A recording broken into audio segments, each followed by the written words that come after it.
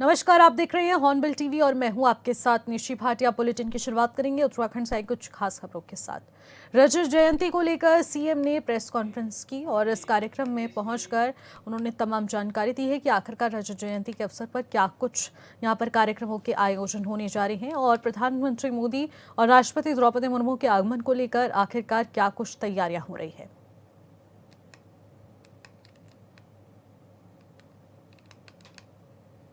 तो कार्यक्रम को लेकर जानकारी दी जा रही है और इसी के माध्यम से इस कार्यक्रम में सीएम धामी मुख्य अतिथि के रूप में पहुंचे, क्योंकि प्रेस कॉन्फ्रेंस का आयोजन किया गया था क्योंकि इसी के माध्यम से आगामी 25 वर्ष को लेकर यानी कि रजत जयंती वर्ष को लेकर जो तैयारियां जारी हैं, विशेष सत्र का जो आयोजन होने जा रहा है और इसी को लेकर आज इस प्रेस कॉन्फ्रेंस के माध्यम से सभी को ये जानकारी साझा की गई कि आखिरकार सरकार किन नीतियों और किन फैसलों को यहाँ पर लेने के बारे में विचार विमर्श कर रही है और विधानसभा के विशेष सत्र में आखिरकार क्या कुछ आयोजन होने जा रहे हैं। मीडिया की और पार्टी की नई टीम भी यहाँ पर बनी है दीप्ति जी, तो मैं इन सभी को भी अपनी तरफ से शुभकामना देता हूँ। मेरे बाइंदर बिहार जी, तरुण बंसल जी, महामंत्री और लंबे समय से मीडिया का और अनेक दायित्वों का जिन्होंने और हमारे राज्य के अंदर श्री कुंदन परिहार काम किया है, अनेक दायित्वों के तीनों महामंत्री और सामाजिक लंबे समय से मीडिया का आदरणीय सुरेश जोशी जी, मनवीर जी, आप सबके साथ पिछले कई वर्षों से लगातार निरंतर संवाद में रहते हैं, राजेंद्र जी और हमारी सभी मीडिया के जैसे हनी पाठक जी और कौन कौन थे, कमलेश जी और मथुरादत्त जोशी जी, सभी हमारे नए दायित्ववान और नए पदाधिकारीगण। मैं आवाज आ रही सबको? मैं आप सभी का आज यहाँ पर स्वागत करता हूँ, आप सबको अभिनंदन करता हूँ और आज लोक पर्व हमारा इगास बग्वाल भी है, बूढ़ी दिवाली भी है, इसकी भी मैं आप सबको और आप सबके माध्यम से हमारे सभी प्रदेशवासियों को बहुत बधाई देता हूँ, शुभकामनाएं देता हूँ। और हम सभी का ये सौभाग्य है कि हम उत्तराखंड निर्माण के 25 वर्ष पूरे होने पर ये रजत जयंती के अवसर पर रजतोत्सव पूरे राज्य के अंदर इसको एक समारोह के रूप में कर रहे हैं और मैं अपना भी सौभाग्य मानता हूं कि मुझे भी राज्य के 25 वर्ष पूरे होने के अवसर पर राज्य के मुख्य सेवक के रूप में राज्य की सेवा करने का अवसर मिला है। और मैं इस अवसर पर हमारे जिन्होंने अपने प्रधानमंत्रित्व कार्यकाल में उत्तराखंड राज्य की स्थापना की, श्रद्धेय अटल बिहारी वाजपेयी जी को भी नमन करता हूं कि उनके अथक प्रयासों से राज्य की लंबे संघर्ष करने वालों को राज्य स्थापना का अवसर मिला, अलग राज्य हमारा बना। और ये रजत जयंती समारोह की भावना है और 25 वर्षों का ये एक उत्सव है कि 25 वर्षों में हमें अनेक प्रकार के अनुभव राज्यवासियों को मिले हैं। राज्य आगे बढ़ा है, अनेक अनुभव लेकर हम और आगे बढ़ेंगे। उसमें हमारा राज्य का हर एक जनगण मन उसमें सहभागी बने और जो हमारे गंतव्य तक की यात्रा है उस गंतव्य की यात्रा का साथी बने, सहयात्री बने। और यह अवसर हमारे सामने, चूंकि आदरणीय प्रधानमंत्री जी ने 2047 का विकसित भारत का संकल्प सभी देशवासियों के सामने रखा है, आत्मनिर्भर भारत का संकल्प हम सबके सामने रखा है। और जहां हम 2025 में 25 साल पूरे कर रहे हैं और 2050 और इसके ठीक 25 साल बाद हम राज्य का गोल्डन जुबली ईयर मनाएंगे, यानी कि स्वर्ण जयंती वर्ष हमारा होगा 2047 के ठीक 3 वर्षों बाद। तो एक 25 सालों की भी हम इस यात्रा को आगे कैसे नियोजित करना है, एक नियोजन करके उसका भी एक रोड मैप बनाकर आगे बढ़ेंगे। मैं इस अवसर पर देश की सीमाओं पर देश की रक्षा करने वाले उत्तराखंड, जहां देवभूमि के साथ साथ वीर भूमि भी है और बड़ी संख्या देश की सुरक्षा, देश की रक्षा के लिए, देश की एकता अखंडता के लिए भारत की सीमाओं पर अपना सर्वोच्च बलिदान देने वाले उन अमर बलिदानियों को भी अपना नमन करता हूँ। राज्य निर्माण के लिए लंबी शहादत, जिनके संघर्ष, उनके कारण से हमको राज्य मिला, राज्य की स्थापना हुई, ऐसे राज्य के अमर बलिदानियों को, जिन्होंने राज्य निर्माण के आंदोलन में अपना बलिदान दिया, उनको भी नमन करता हूँ। राज्य के आंदोलनकारियों को, जिन्होंने एक लंबा संघर्ष किया, उन सभी को भी मैं नमन करता हूँ। और ये 25 वर्षों की जो हमारी यात्रा है, आगे का जो रोड मैप है, उसी को आगे बढ़ाने के लिए हमने पहली बार राज्य में विशेष सत्र आयोजित करने का भी निर्णय लिया है।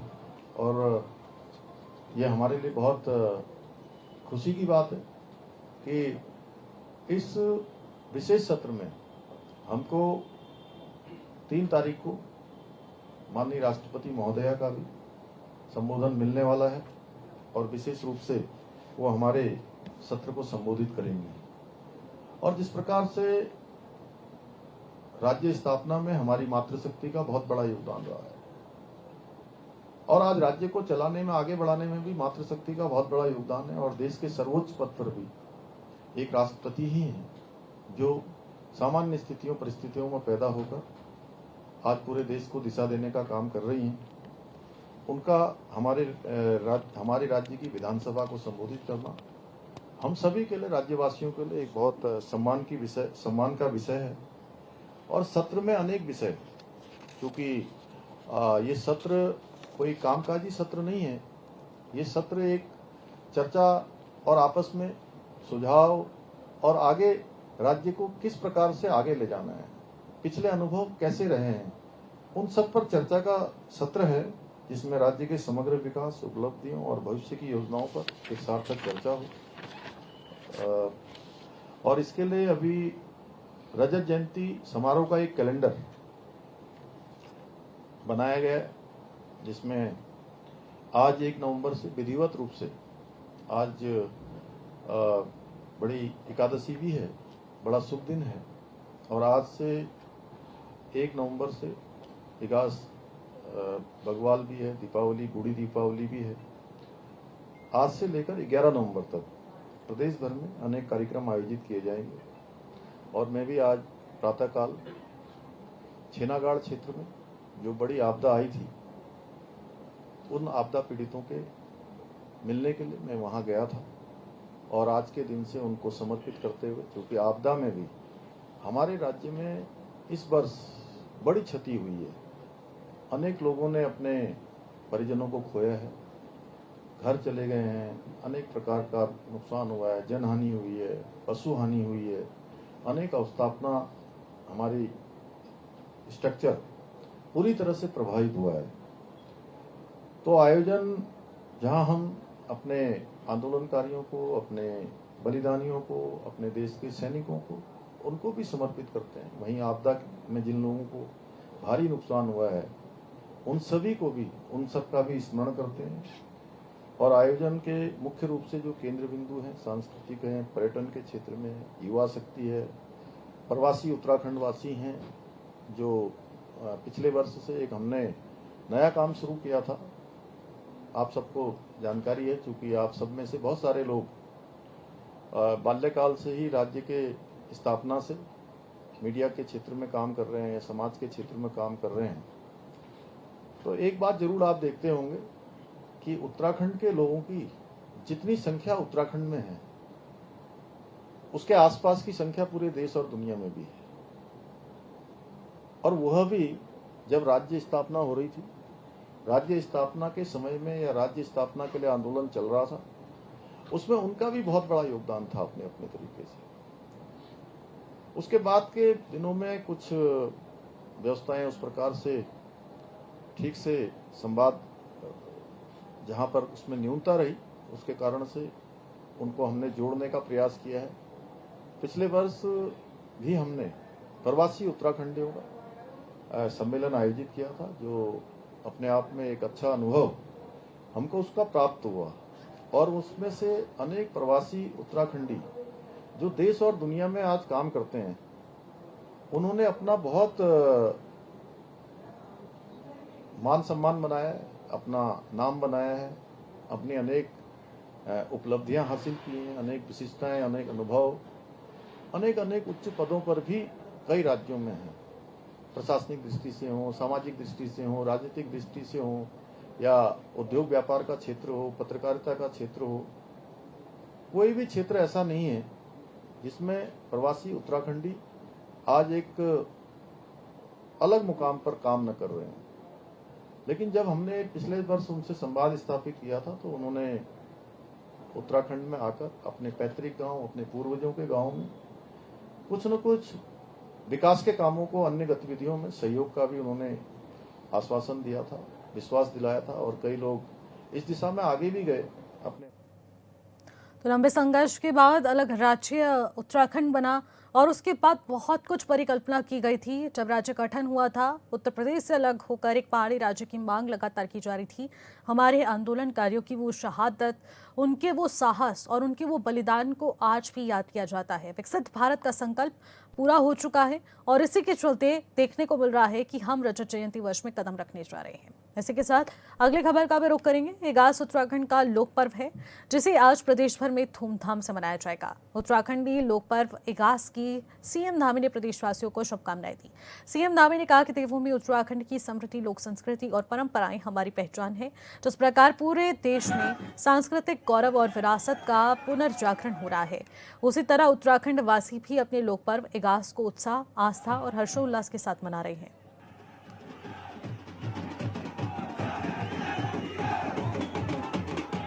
नमस्कार, आप सभी को देवभूमि उत्तराखंड के पारंपरिक लोक पर्व इगास बग्वाल बूढ़ी दिवाली की हार्दिक बधाई एवं शुभकामनाएं। इगास बग्वाल उत्तराखंड की उस समृद्ध लोक परंपरा का प्रतीक है जो हमें हमारी जड़ों, संस्कृति और सामूहिक उत्सव की भावना से जोड़ती है। यह पर्व न केवल आस्था का है बल्कि सामुदायिक एकता, पशु सम्मान और लोक जीवन की जीवंतता का अनुपम उत्सव है। मुझे गर्व है कि आज हमारी सरकार के प्रयासों और देवतुल्य जनता के असीम आशीर्वाद एवं सहयोग से लोक पर्व इगास बग्वाल को राष्ट्रीय और अंतर्राष्ट्रीय स्तर पर पहचान मिल रही है।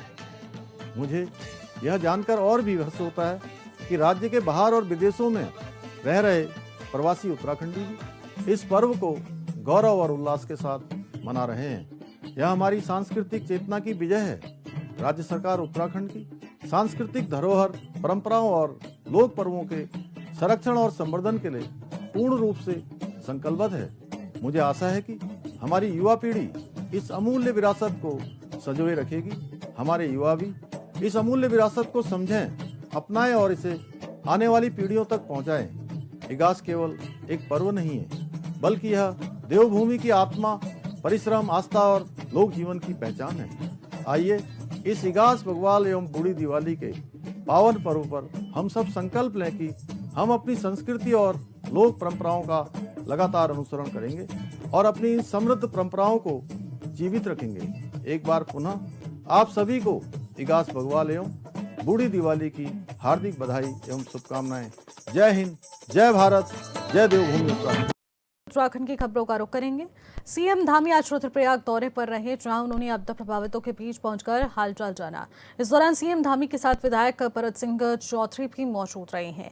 सीएम धामी आपदा प्रभावितों के घर पहुंचे, जहां उन्होंने आपदा से हुए नुकसान का आकलन किया, साथ ही हर संभव मदद का भरोसा भी दिलाया।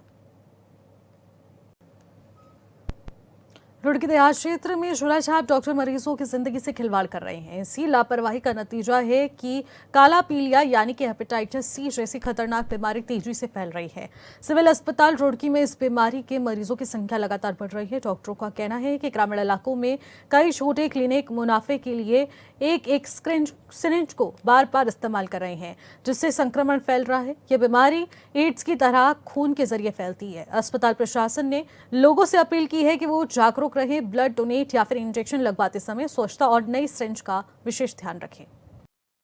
हमारे पास में काले पीलिया के पेशेंट आ रहे हैं और पूर्व में भी 2-3 महीने पूर्व में सीएमओ हरिद्वार के द्वारा वहाँ पर विशेष कैंप हम लोगों ने लक्सर साइड में कई गाँवों में लगाए थे और जो काला पीलिया के कार्ड टेस्ट से पॉजिटिव आए थे उसका हम लोगों ने वायरल लोड चेक कराया तो उसमें करीबन 70-75% पेशेंट वो उनका वायरल लोड नेगेटिव आ गया था। तो मात्र 20 या 25% पेशेंट ही थे जिनको काले पीलिया की प्रमाणित पुष्टि हुई है।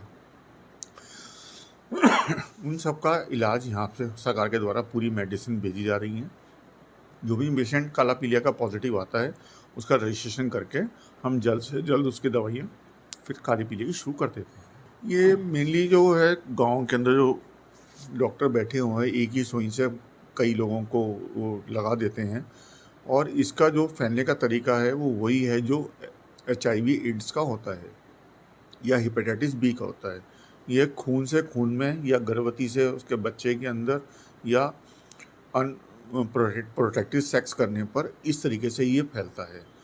तो सरकार के द्वारा लगातार इस बारे में हम लोगों के द्वारा जागरूक भी किया जा रहा है कि कोई भी झोला छाप डॉक्टरों को बिल्कुल ना दिखाएं, और जब भी अगर इंजेक्शन लगाने की जरूरत पड़े तो नई सिरिंज से ही अपने सामने सिरिंज खोलकर नहीं उससे ही उसको इस्तेमाल। हल्द्वानी के राजपुरा में रहने वाली एक महिला के साथ एक युवक ने मारपीट कर उसे लहूलुहान कर दिया, जिसके बाद महिला पुलिस थाने में चक्कर काटकर परेशान हो गई है। महिला की शिकायत करने के बावजूद भी पुलिस सिर्फ आश्वासन दे रही है। पीड़िता ने बताया कि आरोपी उसे लगातार धमकी दे रहा है, लेकिन पुलिस मामले में कोई एक्शन नहीं ले रही।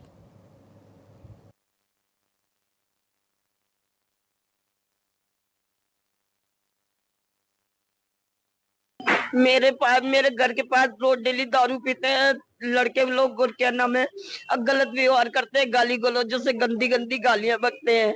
मोहल्ले वाले सभी परेशान हैं। पहले भी एप्लीकेशन लगा रखी है मोहल्ले वालों ने, कोई सुनाई नहीं करते हैं पुलिस वाले। पुलिस वाले कोई सुनाई नहीं करते हैं। उस दिन मेरा ऐसा हुआ कि मैं घर में सोने जा रही थी बिस्तर लगा के, और क्या नाम है 11 बजे की घटना है। तो मैंने बाहर निकल के बोला, दरवाजे पे खड़े होके अपने दरवाजे पे पी रहे दारू। तो मैंने बाहर निकल के ये बोला, मैंने भैया तुम लोग यहाँ दारू पी के शोर शराबा क्यों कर रहे हो, हमें सोने दो, हम भी रात के दिन में काम करते हैं, शाम को सोने के लिए भगवान ने बनाया है। तो इतने में क्या बोल लिया, कौन होती है, इतना गंदा गंदा बोलने लगे कि उठा के फेंक दूंगा। तो मेरे पे चिपट गया ईंट लेके, ईंटों से मेरे मैं हो गई। आज कितनी तारीख, 17 तारीख, कितनी इसमें लिखा हुआ, आज हो गए मेरे को 4-5 दिन हो गए। 4-5 दिन से मैं बहुत ही परेशान हूँ। नहीं, कोई कार्रवाई नहीं हो रही मेरी तरफ से, और कह दिया करके हाँ कार्रवाई हो रही है। दरिंदे को उसको पकड़ के बिठा लिया, शाम को छोड़ दिया, शाम को छोड़ने के बाद फिर घर अपने भेज दिया। उसके दूसरे दिन को मुझसे कह दिया कि मुकदमा कर दिया। आज तक कुछ भी नहीं, कानून कार्रवाई कुछ ही। खबरों में आगे बढ़ेंगे। कानपुर क्षेत्र में सैकड़ों गांव को जोड़ने वाला लंढौरा रेलवे क्रॉसिंग पुल आखिरकार 5 महीने बाद तैयार हो गया है, लेकिन अब पुल के दोनों छोर की सड़क निर्माण को लेकर ग्रामीणों में भारी नाराजगी देखने को मिल रही है। तो वहीं बता दें कि जौरासी गांव के लोगों का कहना है कि सालों के इंतजार के बाद जब ये पुल तैयार हुआ तो उन्हें उम्मीद थी कि अब आवागमन की समस्या खत्म हो जाएगी, लेकिन ठेकेदार की ओर से सड़क निर्माण में घटिया सामग्री का प्रयोग किया गया। ग्रामीणों का आरोप ये भी है, ना तो मानकों के अनुसार काम हो रहा है, ना ही नियमों का पालन किया जा रहा है। सड़कों के दोनों ओर करीब 5 फीट गहराई है, जहां मिट्टी और पत्थरों से कोई पैचिंग तक नहीं की गई है।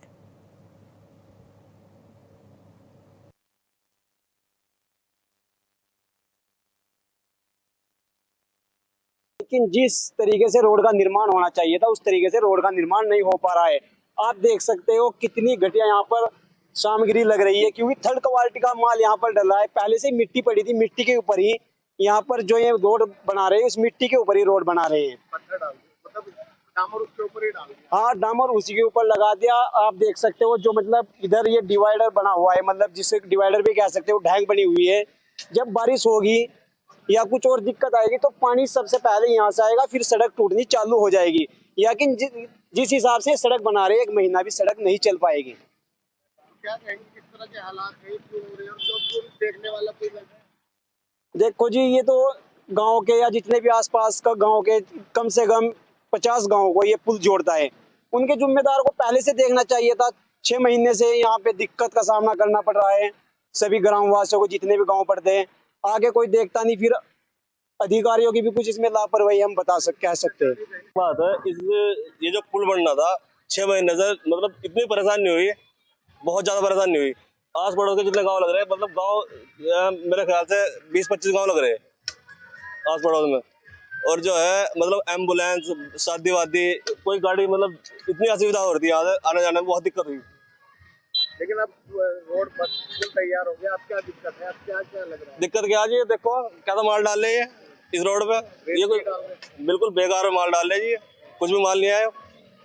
चल नहीं पाएगा ये रोड? ये तो अभी टूट रहा जी, अभी देख लो, अभी टूट रहा है। तो मान भी इसको रोड से बाहर इसमें तो हल्के हल्के वाहन देखो, क्या आपको दिख रहा होगा, आप देख लो एक बार, हल्के वाहन में चल पा रहे हैं, ये टूट जा रहा है अभी।